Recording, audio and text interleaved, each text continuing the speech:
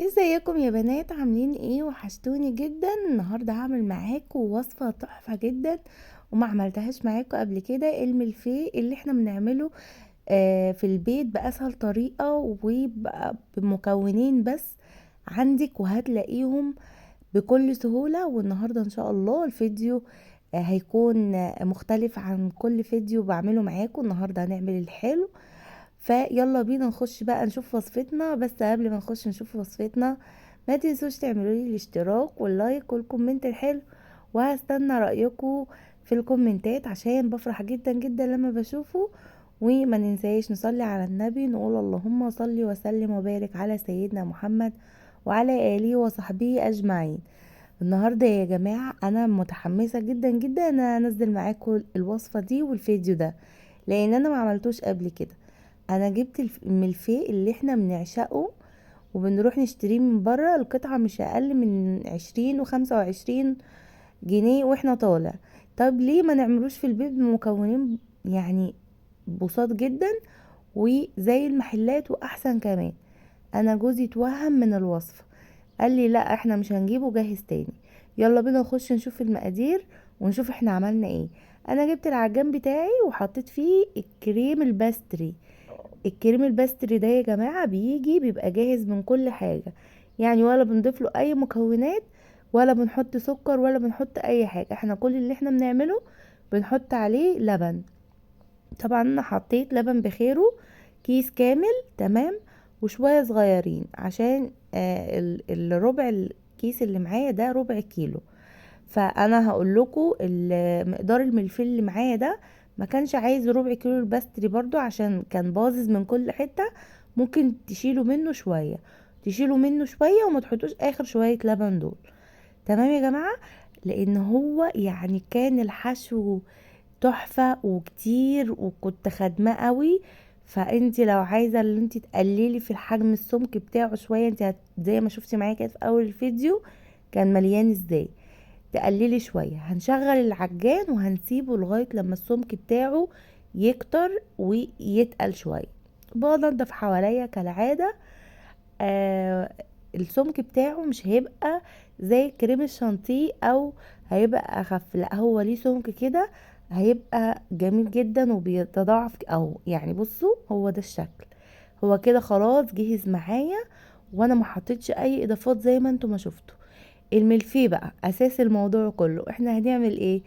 انا كنت جايبه الملفيه ده جاهز. طبعا انا مش جايباه من اي شركه انا معرفهاش، انا جبته من حلواني الدمياطي. طبعا اللي بيسمعني وعارف حلوان الدمياطي يجيب منه، اللي مش عارفه يجيب من اي حلواني يكون معروف جنبه. هيروح يقول له انا عايز الملفيه، هيديهوله. طبعا ده بحسب سعر القطعه ايه والكلام ده. انا بقى عملت 12 قطعة من التلاتة اللي معايا دول، وطلعوا في منتهى الجمال، وانتوا هتشوفوهم معايا هيبقوا عاملين ازاي. اول حاجة انا جبتها حطيت اول راق، وهنزل عليه بطبقة من الكريم الباستري اللي معايا وهفرد اهو. شايفين يا بنات؟ سهل جدا بمكونين بس، الكريم الباستري واللبن. وطبعا الملفيه احنا مش عاملينه في البيت ومش هيتعبنا خالص، يعني هيبقى مريحك جدا في ان انتي هتعملي حاجة حلوة وفي نفس الوقت مش هتوقفك كتير في المطبخ. وعلى فكرة يا بنات، الملفيه ده انت ممكن تعملي بيه ام علي، تجيبيه وتحطيه في الطواجن تكسريه وتحطي معاه مكسرات، تحطي معاه زبيب، تحطي معاه لبن بلدي كده حلو، تحطي معاه حتة قشطة وتدخليه وبيطلع احلى منه مفيش. انا بجد كنت عايزة انزل لكم الوصفة دي من بدري واعملها معاكم، بس اول ما قررت ان انا اعملها قلت لازم انتوا حبايبي الحلوين اشارككم وتقولوا لي رايكم، وتقولوا لي يعني عجبتكم، بسيطه عليكم، لقيتوا شكلها ايه، يعني تقولوا لي كل حاجه. بصوا بقى يا بنات، انا جبت معايا مربى المشمش. طبعا كل واحد مننا بيختار الطعم اللي هو عايزه. لو انت مش عايزه مربى مشمش هتحطي يعني هو اساسا، يعني هو ممكن في ناس بتشربه بصوص شربات خفيف، ودي على فكرة انا مرضتش ان انا اقطعها معاكم. هرجع لكم موضوع المربى دلوقتي. بصوا انتوا لو تلاحظوا ان هي متكسرة من كذا حتة، اتكسرت مني وانا بشيلها من الطبق احطها جنبي يعني. فانا ما قطعتش الحتة دي عشان تشوفوا ان هي عادي جدا. لما ده يحصل هو يعني جميل وهش وطري في نفس الوقت، فما استحملش ان انا امسكه من حتة واحدة، فعادي اتكسر مني. فانا عملت ايه؟ حطيت على كل حتة مربى. يعني انا حطيت الكريم البستري تحت، وفي ظهر التانية دي حطيت المربى، وبعد كده حطيت اهو زي التوضيح في التانية هي باينة.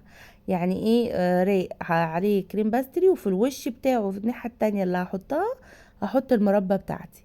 انا كنت جايبة مربى المشمش، انا بحبه اكله بالمربى المشمش.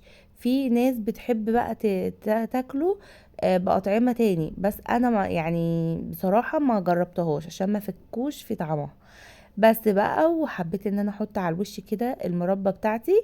طبعا انتي لو مش حابه تحطي بقى في الاخر مربى، ممكن هديكي افكار. ممكن تحطي سكر بودر ترشيه من فوق، وممكن تحطي شوكليت، تعمليه بالشوكليت وترشي عليه صوص كراميل. هيبقى حلو برضو جدا جدا، بس انا بحبه بالطعم ده وجوزي بيحبه بالطعم ده. بس كده يا بنات، دخلته التلاجة يرتاح نص ساعة. جبت مية سخنة وسكينة ونزلت فيه كده. بقيت اقطعه بالطول، والحتة اللي انا بقطعها عملتها على 2. انتوا متخيلين طول الحتة وحجم اصلا الحتة كده؟ هتشوف يعني زي ما شفتوها معايا في بداية الفيديو.